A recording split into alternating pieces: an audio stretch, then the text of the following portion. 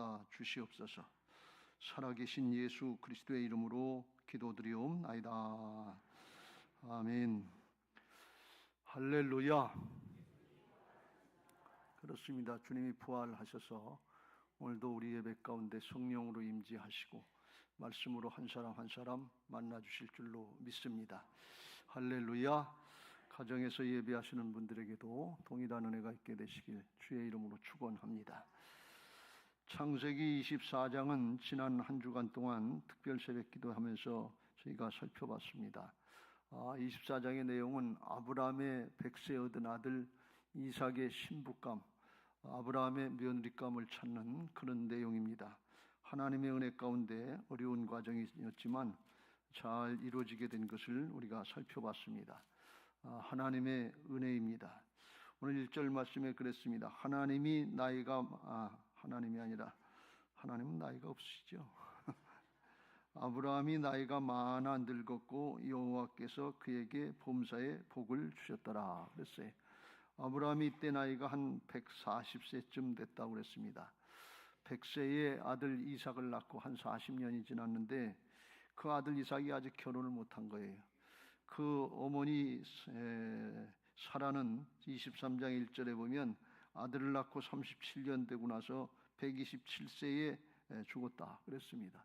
그러니까 아들이 결혼하는 걸 못 보고 죽은 겁니다. 안타까운 거죠.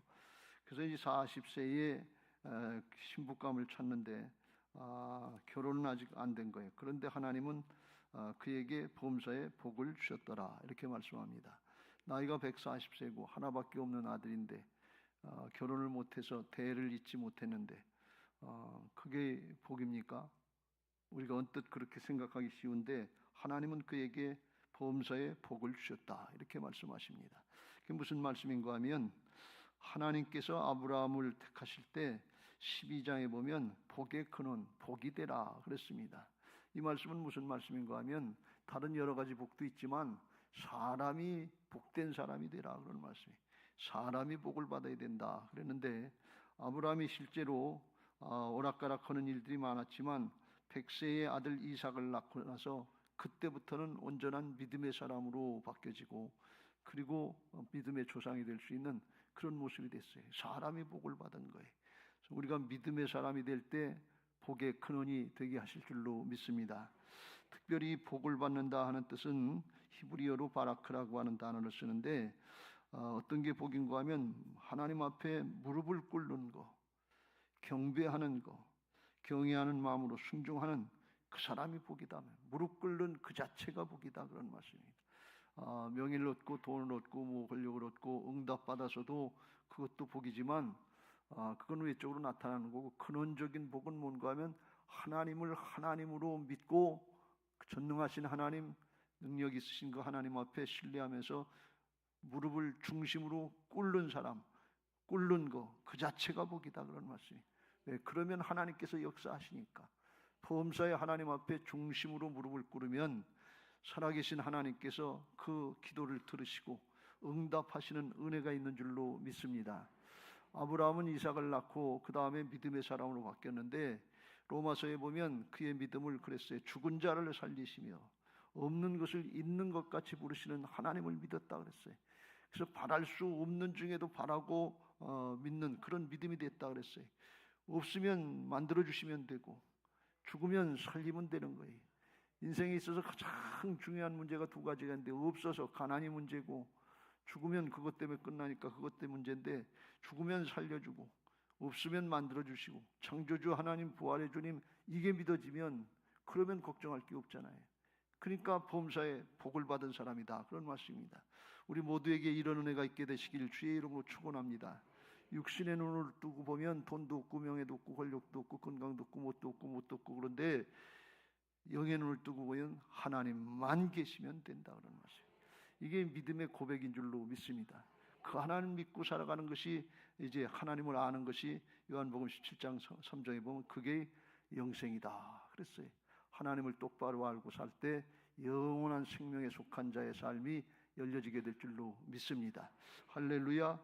그래서 이 이삭의 결혼 문제는 당시로서는 어려운 문제였는데 범사에 하나님 앞에 무릎 꿇는 자세로 이 문제를 해결하려고 그러니까 그렇게 하나님이 복을 주셔서 순탄하게 해결되는 걸 볼 수가 있어요. 아브라함이 그의 신부감을 가나안 땅에서 택하지 말고 자기 고향인 바단 아람 메소포타미아 지방에서 택하라고 그랬어요. 근데 그 메소포타미아 지방은 가나안 땅에서 한 800km쯤 떨어진 그런 거리라고 그래요. 그러니까 당시로서는 뭐 고속버스 타고 가는 게 아니고 뭐 고속도로도 없고 그러니까 뭐 노새 타고 말 타고 그리고 낙타를 끌고 갔을 텐데 가는데 편도에만 한 달 반 정도 걸리고 왕복을 하려면 3달 정도 걸리는 그런 먼 길이라는 거예요. 그리고 거기 메소포타미아 지방은 메소포타미아 문명의 발상지이기 때문에 문명이 발달하고 오늘날로 이야기하면 서울같이 대도시고 가나안 땅은 시골 산골짜기 같은 그런 곳이기 때문에 거기서 누가 이 골짜기로 오겠냐 그러니까 아브라함이 대뜸 그런 생각이 드는 거예요. 그건 누가 오겠어요? 5절에 종이 이르되 여자가 나를 따라 이 땅으로 오려고 하지 아니하거든 내가 주인의 아들을 주인의 나오신 땅으로 인도하여 돌아가니까 아들을 데려가서 선을 보게 하고 그리고 신부를 데려오니까 근데 아브라함이 에이 그거 안 된다 그래. 왜 안 되냐? 하나님이 나를 그 땅에서 부르셔서 가나안 들어오실 때 이 가나안 땅을 하나님이 우리 자손들에게 후손들에게 주시겠다 약속했기 때문에 이 땅을 벗어나면 안 된다는 거예요. 자기도 그 땅을 벗어났다가 애고로 가서 자기 아내를 누이라고 속였다 어려움을 당하고 크라랑 아비멜렉으로 또 블레셋에서 피신했다 어려움을 당했기 때문에 자기 경험상으로도 안 되고 이건 하나님의 언약 약속의 말씀이니까 안 된다 그러는 거예요. 그리고 데려오라는 거예요. 아들을 데려가면 안 되고 신부만 데려오라는 거예요. 그러니까 이게 아주 까다로운 조건이죠. 어렵고 힘든 여건인데 근데 나중에 보면 그게 그대로 되는 걸 볼 수가 있어요. 24장의 50절 52절에 그 종 엘리에셀이 가서 하나님이 이렇게 우리 주인 아브라함을 축복하시고 이렇게 인도하셨다. 여기까지 왔다. 그랬더니 라반과 부두엘 신부의 오빠와 아버지가 대답하여 이르되 이 일이 여호와께로 말미암았으니 우리는 가부를 말할 수 없노라. 리브가가 당신 앞에 있으니 데리고 가서 여호와의 명령대로 그를 당신의 주인의 아들의 아내가 되게 하라. 아브라함의 종이 그들 앞에 그들의 말을 듣고 땅에 엎드려 여호와께 절하고 그래서 순탄하게 이루어지니까 하나님 앞에 엎드려서 절하는 걸 볼 수가 있어요. 시작도 하나님 앞에 엎드려 절하는 자세로 시작하고 마무리도 엎드려 절하고 하나님 앞에 중심으로 그 하나님 인정하고 엎드리면 하나님께서 해결해 주시는 것을 믿으시기 바랍니다. 이게 믿음인 줄로 믿습니다. 여러분 아브라함은 된다 그랬어요. 왜? 하나님의 언약이니까 하나님이 살아계시니까 하나님의 일은 하나님이 하시는 것을 깨달았잖아요. 자기는 믿음이 없어서 오락가락할 때가 있었어야 아내를 갖다 누이 동생이라고 속이고 그랄왕 아비멜렉 바로왕 사람을 두려워하고 상황을 어렵게 생각해서 하나님을 믿지 못할 때가 있었어요. 그런데 나중에 보니까 하나님은 이삭을 낳을 때 말씀대로 그 말씀대로 때가 되니까 그냥 이루시더라 그런 말씀이에요. 그래서 아브라함이 그걸 깨닫고 믿음의 사람이 된 거예요. 그게 종은 그걸 모르고 상황이 아닌데 사정 형편이 안 되는데 어떻게 데리고 올 수 있어요?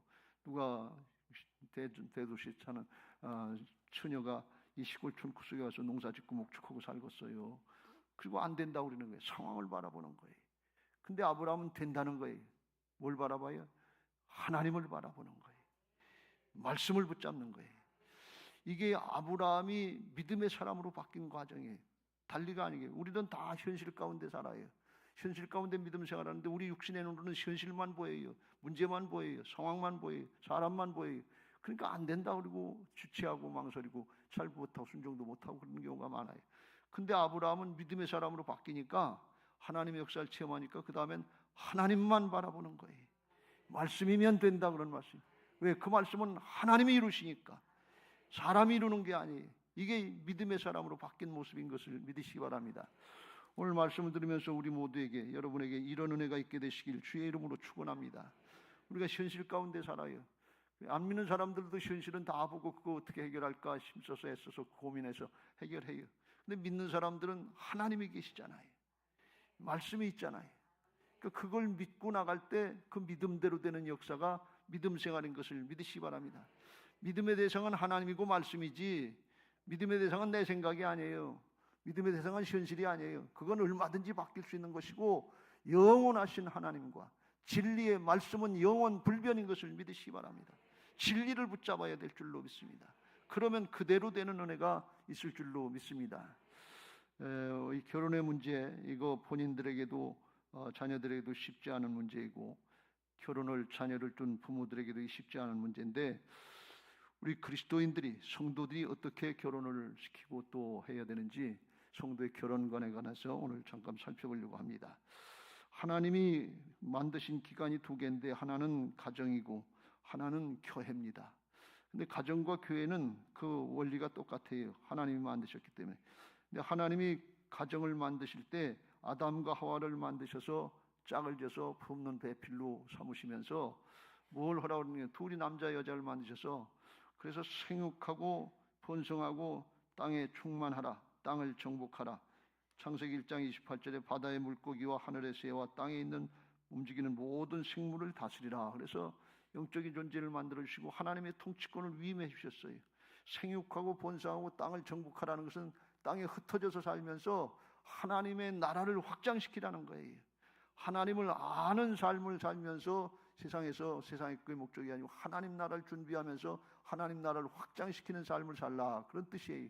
이게 결혼의 하나님의 첫 번째 목적인 것을 믿으시기 바랍니다. 우리는 신앙하면서 착각하는 것이 뭔가 하면 내 육신의 생명 70 살다 80 산다 100살 산다 요거의 기준이 되는 경우가 너무 많아요. 근데 하나님은 하나님 나라의 역사를 이루면서 영원한 생명, 영원한 하나님 나라 차원에서 말씀하시고 이루어가시는 것을 믿으시기 바랍니다. 그래서 우리가 착각하면 안 돼요. 내 인생의 삶, 세상의 역사는 영원한 하나님 나라에 속한 극히 일부분이에요. 하나님 나라에 속한 거예요. 우리는 거듭난 하나님의 백성들, 하나님의 자녀들이 됐기 때문에 이제는 세상에 속하면서 세상법, 사람의 경우 이것만 따르면 안 되고 하나님의 나라의 법인 하나님의 말씀을 따를 때 하나님께서 함께 하시고 이루어주시는 은혜가 있는 줄로 믿습니다. 아브라함이 그걸 깨달은 거예요. 그러니까 나는 하나님 나라의 백성이고 하나님 나라의 일꾼이니까 이젠 세상 나라 것만 바라보고 조금 살다 죽으면 끝나는 거, 잠시 잠깐 지나가는 거, 이 육신의 삶이 아니라 영원한 생명의 삶을 사는 하나님 나라에 속한 자로서 영원한 하나님 나라를 준비한다. 그리고 그 말씀을 따라갈 때 하나님께서 그 말씀을 이루시고 하나님께서 축복하셔서 범사에 복이 되게 하시는 은혜가 있는 줄로 믿습니다. 결혼도 마찬가지다 그런 말씀이에요. 이 인간의 개인적인 남녀가 만나서 정을 나누고 사랑하고 하는 그 정도로 끝나는 게 아니고 하나님 나라의 하나님의 구원의 역사에 속한 일이다 그런 말씀이에요. 그래서 하나님 나라의 역사에 맞게 결혼시키고 결혼해서 부부 생활하고 가문을 이뤄가야 될 줄로 믿습니다. 그게 하나님 나라를 확장시키는 역사예요. 이게 근본 목적이에요. 하나님이 사람을 만드시고 세우신 목적, 복을 주신 목적이거든요. 그런데 여기 가나안 족속의 딸 중에서는 택하지 말아라. 그래서 아브라함이 택하지 않는데 왜 그런가 하면 가나안 족속에 대해서는 하나님께서 아브라함에게 이스라엘 백성들에게 말씀해 주신 내용이 있기 때문에 그래요. 창세기 15장 16절에 처음에 이 땅을 어떻게 줄지를 어떻게 합니까? 그러니까 하나님께서 아브라함에게 가르쳐 주시기를 네 자손은 4대 만에 애굽에서 종살이하다 430년 만에 돌아올 텐데 왜 시간이 걸리느냐? 이는 아모리 족속의 죄악이 아직 가득 차지 아니함이니라. 아모리 족속이 우상 숭배를 많이 하고 음란하고 그러는데 아직 죄가 관영하지 않기 때문에 조금 더 기다렸다 그 죄악을 심판하시겠다는 거예요. 하나님이 진노하시고 진멸하시겠다는 거예요. 그러니까 가나안 족속은 하나님 앞에 죄악된 족속이고 심판의 대상이라는 거예요. 그걸 하나님께서 아브라함에게 가르쳐 주셨어요. 그러면 하나님이 그걸 가르쳐 줬는데 아브라함이 그걸 부득부득 우기고서 그 가나안 족속 심판의 대상, 죄악된 그 대상에게서 면을감을 찾을 이유가 있겠어요? 그거 아니다 그런 말씀이에요. 신명기 7장 2절부터 4절에 보면 모세를 통해서 다시 그걸 확인시켜 주시는데 이렇게 말씀합니다. 네 하나님 여호와께서 그들을 내게 넘겨 내게 치게 하시리니 그때 너는 그들을 진멸할 것이라. 그들과 어떤 언약도 하지 말 것이요 그들을 불쌍히 여기지도 말 것이며. 왜 그러냐? 하나님의 죄악의 심판이기 때문에 그래요. 죄악을 회개하지 않고 돌이키지 않기 때문에 그렇습니다. 그래서 3절에 이렇게 말씀합니다. 같이 읽겠습니다. 시작. 또 그들과 혼인하지도 말지니 내 딸을 그들의 아들에게 주지 말 것이요 그들의 딸도 내 며느리로 삼지 말 것은 4절. 그가 내 아들을 유혹하여 그가 여호와를 떠나고 다른 신들을 섬기게 하므로 여호와께서 너희에게 진노하사 갑자기 너희를 멸하실 것임이라. 하나님을 떠나게 한다는 거예요.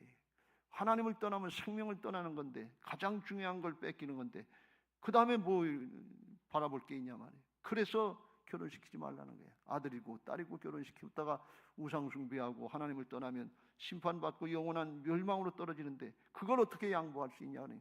그래서 시키지 말라는 거예요. 하나님은 하나님의 백성들로 삼고 하나님의 자녀로 삼고 영원토록 살 수 있는 하나님의 나라의 축복을 누리는 그 하나님 나라 확장을 위해서 결혼하라고, 종족을 번성시키라고 그렇게 말씀하시는데, 하나님의 자녀가 아니라 세상의 자녀, 마귀의 자녀에서 지옥에 떨어지게 되는 그런 길로 가게 한다면 하나님이 그걸 기뻐하시겠냐, 그런 얘기예요. 그래서 그걸 하지 말고 바다나라로 가서 자기 하나님을 아는 족속 가운데 며느리를 찾아라, 그런 것입니다. 그러니까 왜?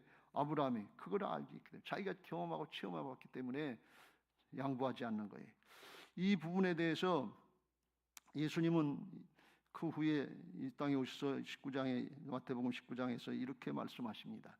예수께서 대답하여 이르시되 사람이 지으신 이가 본래 그들을 남자와 여자로 지으시고 말씀하시기를 그러므로 사람이 그 부모를 떠나서 아내에게 합하여 둘이 한 몸이 될지니라 하신 것을 읽지 못하였느냐. 6절 같이 읽겠습니다. 시작. 이제 그런즉 이제 둘이 아니요 한 몸이니 그러므로 하나님이 짝지어 주신 것을 사람이 나누지 못할지니라. 남녀가 만나서 결혼하는 건 세상적인 결혼이고 하나님이 짝지어 주신 것이 성도의 결혼이다, 그런 말씀입니다. 아브라함의 아들 이삭과 리브가가 만난 것은 하나님의 섭리 가운데 만나게 하시고 하나님이 짝지어 주신 것이지, 사람이 하려면 그 떨어져 있는 사람 알지도 못하고 거기서 오려고 하지도 않을 것이고 안 되는 일이에요.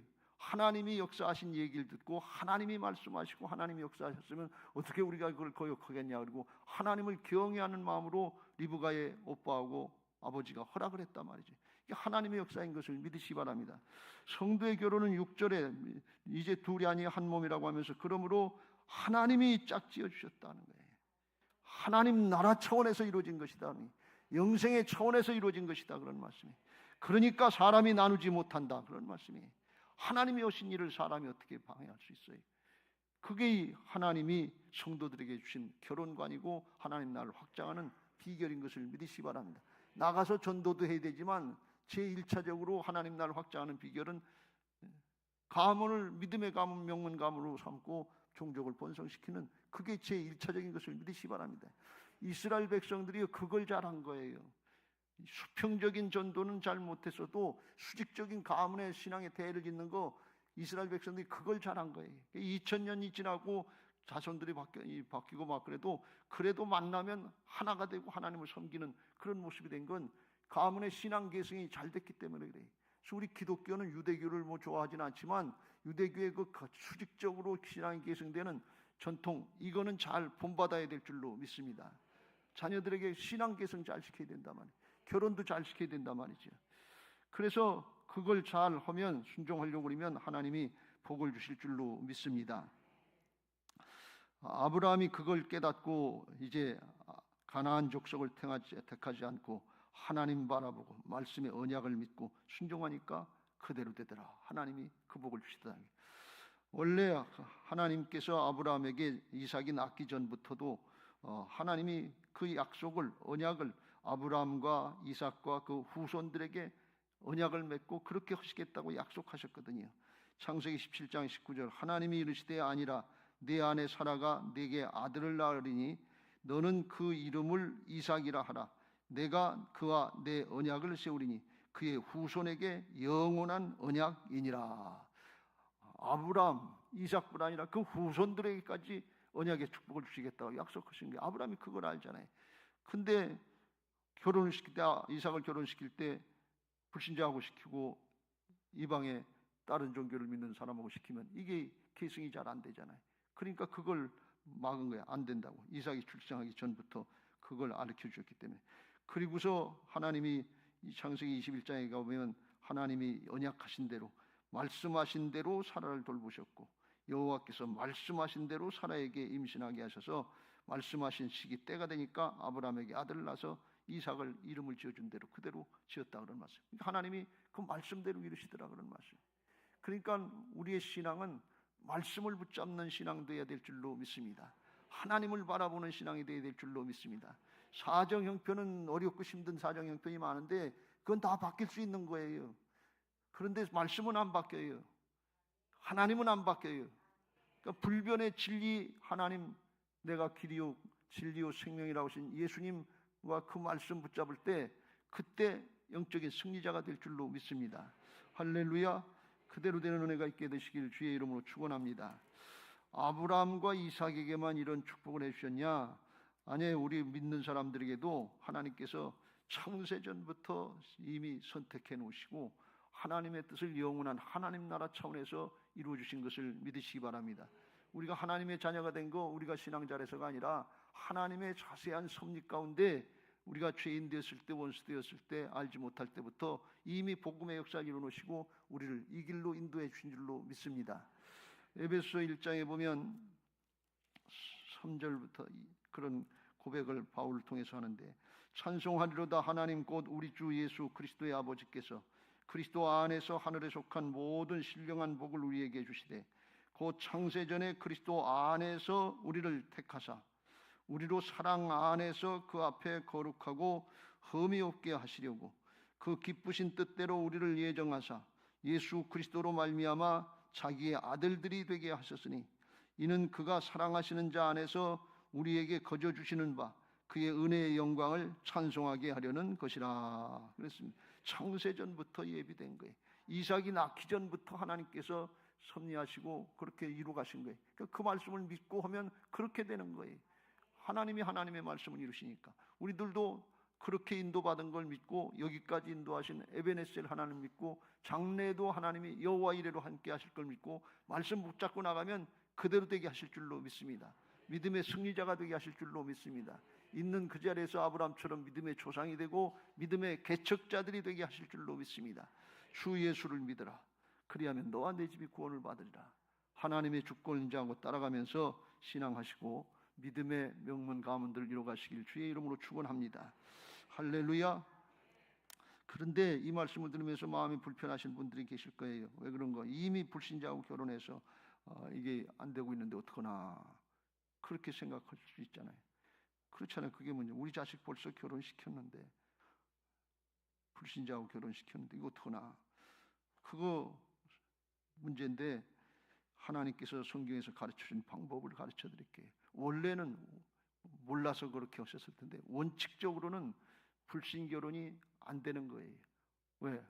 불신자하고 결혼하면 하나는 하늘나라에 속해서 천국으로 가는데 하나는 세상 나라에 속해서 지옥으로 가면 이게 헤어질 자 아니에요. 이게 하나님 나라 차원에서 분명히 우리가 구별을 해야 돼요. 7, 80살 살고서 100살 살고서 그냥 죽으면 모든 게 다 끝나고서 그냥 똑같이 천국 가는 게 아니고 영원한 하나님 나라 차원이 있단 말이죠. 하나님의 심판이 있다 그런 말씀입니다.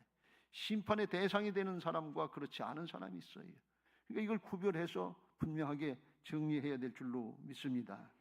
그래서 원래 원칙적으로는 안 되는 거예요. 죽음과 죽음의 세력에 붙잡혀 있는 사람하고 생명을 얻은 사람하고 같이 살 수가 없는 거예요.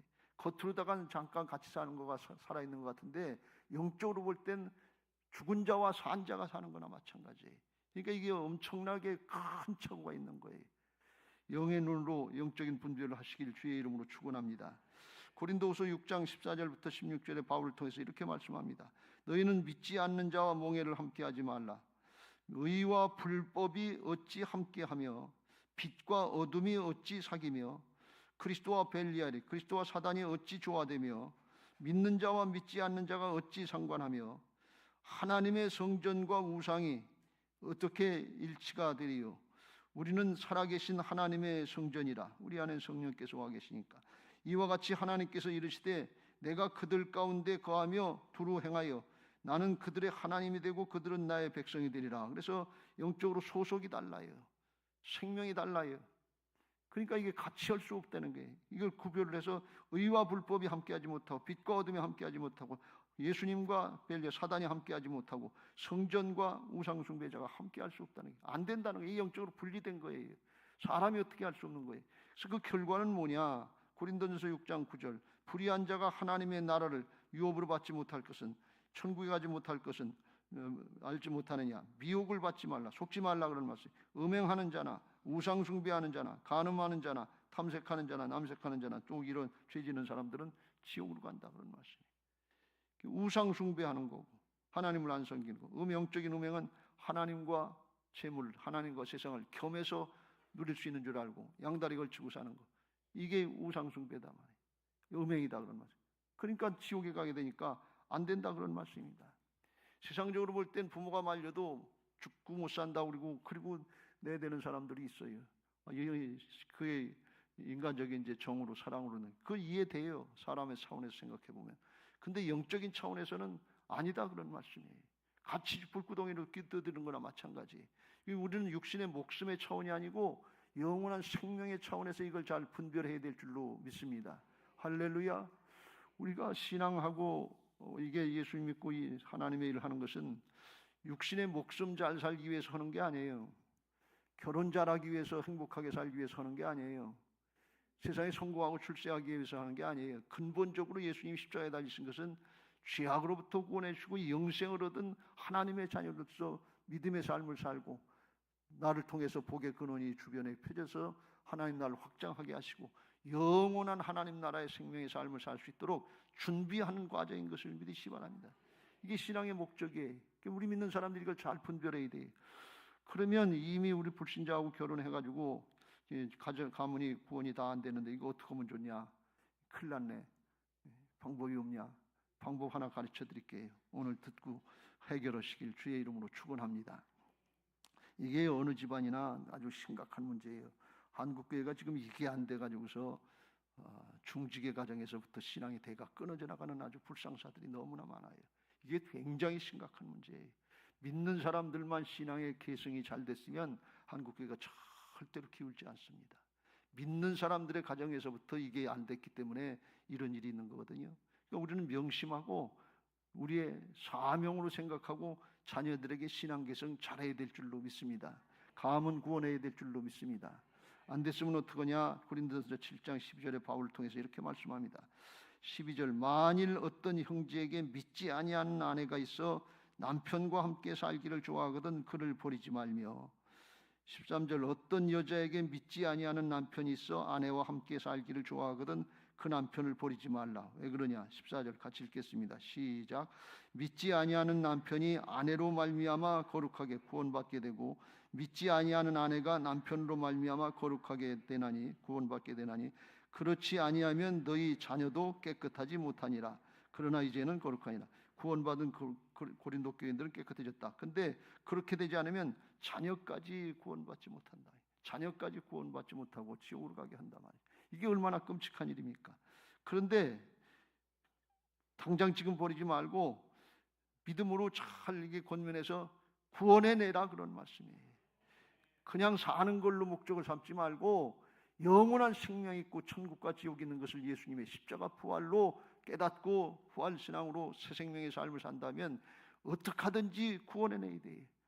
제가 좋아하는 표현이 마침내 해내야 돼요. 해낼 수 있도록 우리에게 모든 걸 다 허락하신 줄로 믿습니다. 우리 힘으로 허라는 게 아니에요. 복음으로 허라는 거예요. 하나님의 은혜로 허라는 거예요. 하려고 하면 되게 하신다 그런 말씀이에요. 근데 하려고 하지 않은 거 그건 우리가 책임져야지요. 그걸 여기서 경계하시는 거예요. 베드로전서 3장 1절 이후에 어떻게 말씀하고 있는가 하면 그랬어요. 아내들아 이와 같이 자기 남편에게 순종하라. 이는 혹 말씀을 순종하지 않는 남편이라도 말로 말미암지 않고 그 아내의 행실로 말미암아 구원을 받게 하려 함이. 그랬어요. 믿음 생활 똑바로 하면 우리 자신을 산제물로 드리는 것처럼 바로 신앙하면 된다 그런 말씀이에요. 되게 돼 있다 그런 말씀이에요. 여러분 빛과 어둠이 있으면 누가 이겨요? 빛이 이기지. 사단하고 예수님하고 싸우면 누가 이겨요? 예수님이 이기시지. 지는 게임이 아니에요. 주께서 이겨놓으신 게임인 걸 우리는 그걸 누리는 믿음으로 누리는 것인 것을 믿으시기 바랍니다. 그래서 행실로 그렇게 살라 그런 말씀이에요. 말로만 하지 말고. 2절 너희의 두려워하며 정결한 행실을 봄이라. 하나님을 경외하는 자세, 정결한 행실을 보는데 정결한 행실이 뭐냐? 3절 같이 읽겠습니다. 시작. 너희의 단장한 머리를 꾸미고 금을 차고 아름다운 옷을 입는 외모로 하지 말고, 한마디로 명품 찾지 말고 좋은 것 찾지 말고 외모를 꾸미지 말아라. 하나님은 중심을 보시니까 중심이 중요하다 그런 말씀이. 4절 같이 읽겠습니다. 시작. 오직 마음에 숨은 사람을 온유하고 안정한 심령에 썩지 아니할 것으로 하라. 이는 하나님 앞에 값진 것이니라. 영적인 말씀을 통해서 하고 성령의 역사를 통해서 하면 하나님이 이기게 하신다 그런 말씀이에요. 여러분 이거 해보면 될 줄로 믿습니다. 안 되는 게 아니에요. 되는 걸 주님이 말씀하신 거지. 그래서 외모를 우리는 굉장히 신경을 많이 쓰잖아요. 이게 뭐 외모, 겉으로 보이는 외모도 외모지만 명예다, 권력이다, 부다, 가문이다, 학벌이다, 이런 걸 따지잖아요. 우리는 그것 때문에 생명을 놓치면 안 된다는 말씀이에요. 영생을 놓치면 안 된다 말이죠. 학벌 중요해요, 가문 중요해요, 돈도 중요하고 명예도 권력도 중요한데 그거 찾다가 그 조건 찾다가 생명을 잃어버리면, 영생을 잃어버리면 그게 지혜로운 거냐 그런 말씀이에요. 그러니까 말로만 하지 말고 삶으로 택해서 그 길을 가라 그런 말씀이에요. 잠시 잠깐이면 결론이 분명히 나는데 한 번 왔다 한 번 가는 것 정해진 이치고 그 후에는 하나님의 심판이 있는데 심판의 길로 갈 거냐 그런 말씀이에요. 하나님의 예비하신 생명의 길로 가게 해야 될 줄로 믿습니다. 옛날에 그런 일이 있었다고 그래요. 유럽에 가면 바이킹족이라고 옛날에 해적질 해가면서 못된 짓을 아주 포악한 민족이 있었는데 로마에서 그 바이킹족을 한 4,000명쯤 포획을 해가지고서 포로로 잡아가지고서 예수 믿으라고 그랬대요. 복음을 전해주고 믿으라는데 아무리 해도 안 믿더래요. 그런데 이 바이킹족들이 어떻게 했는가 하면 그 약탈하고 그렇게 사는 거니까 약탈하다가 유럽에 있는 여자들도 데려다가 아내로 삼고 그리고 사는 거예요. 영국이나 이런 데 약탈해서. 그래서 거기 믿는 사람들이, 여자들이 와서 그리스도인들이 그 아내가 돼서 강제로 살았는데 그 여자들이 믿음을 지키는 거예요. 하나님 나라를 소망하면서 살며 생명의 삶을 살려고, 바른 삶을 하려고 도둑질하고 못된 짓하고 사람 죽이는 거, 이거 조금씩 바뀌는 거예요. 그래서 나중에는 바이킹족들이 바뀌어서 예수 믿는 사람들로 바뀌었대요. 그 바뀐 나라들이 북미의 노르웨이나 이 국기의 십자가에 있는 덴마크나 핀란드나 스웨덴이나 여기 국가들이 그래서 기독교 국가가 됐다고 해요. 믿음으로 살면 사망의 세력이 쫓겨나갈 줄로 믿습니다. 주 예수를 믿으라. 그리하면 너와 내 집이 구원을 받으리라. 하면 되게 돼 있는데 안 되면 그걸 어떻게 하냐 말이지. 그래서 이거 잘 생각하고 우리 자녀들에게 잘 일깨워줘야 되고 말을 안 듣고 힘이 드는 경우가 있는데 그래도 어떻게 하든지 해야 될 줄로 믿습니다. 마침내 해야 돼. 이건 돈을 조금 더 얻냐, 명예를 조금 더 얻냐, 성공하냐, 이름이 조금 나냐, 그런 문제가 아니고 영원한 생명을 얻느냐 안 얻느냐, 가문이 끊어지느냐 안 끊어지느냐, 그런 문제예요. 이건 아주 대단히 중요한 문제예요. 그러니까 주님이 양보 안 하시는 거예요. 죽음으로 가는데, 멸망으로 가는데 그걸 어떻게 양보하고 어떻게 그걸 사랑이라고 하느냐. 혹시 불신결혼해서 남편이 신앙을 안 하고 자식들이 신앙을 안 하고 어렵고 힘들 왜 나한테 이렇게 했나, 그런 생각하시지 말고 역으로 생각해서 주님이 이겨놓으신 싸움이니까, 다 이겼다 그랬으니까 너희가 세상에서 환난을 당하나 담대하라. 내가 세상을 이겼노라니까. 이기게 하실 걸 믿고 전도 생각도 없고 영혼 구원 생각도 없는데 남편이니까 전도해야 되고 자식들이니까 구원해야 되고 그러면서 이겨놓으신 싸움이니까 하면 된다고 그랬으니까 하고 복 받으면 천하를 얻은 것보다도 더 큰 상급과 은혜를 누리게 하시니까 이게 복이지요. 아멘이지요. 안 믿는 남편을 주셔서 감사합니다. 오늘 이렇게 기도하시기 바랍니다. 우리 자식들이 속을 새기고 지금 안 믿는데 주께서 믿게 하실 줄로 믿습니다. 감사합니다. 아무것도 염려하지 말고 오직 모든 일에 기도와 간구로 어떻게 해요? 감사함으로 하나님께 아뢰라. 그리하면 모든 지각에 뛰어난 하나님의 평강이 그리스도 예수 안에서 너희 마음과 생각을 지켜주시고 그렇게 하게 하실 줄로 믿습니다. 이게 부활신앙. 나는 안 되지만 내 안에 오신 주님이 주인 되시면 나를 통해서 주님의 역사를 나타내시고 생명의 역사, 승리의 역사를 이루게 하실 줄로 믿습니다. 복음으로 다 이루어났어요.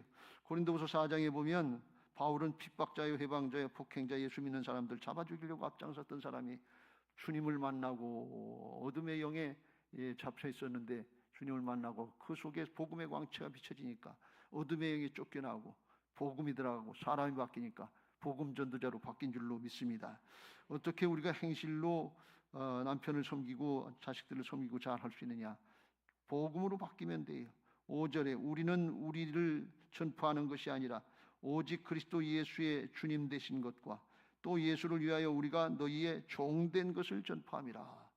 지금까지는 다른 거 가지고 하려고 하니까 힘들고 어려웠는데 그 생명을 구원하는 일이니까, 천국으로 인도하는 길이니까, 이건 어떠한 대가를 치르더라도 그보다 가치 있고 복된 일을 하는 것이고 하나님이 기뻐하시는 일이고 영원히 복받을 일이니까 반드시 할 수 있는 일을 주셨으니까 이걸 꼭 하시길 주의 이름으로 축원합니다.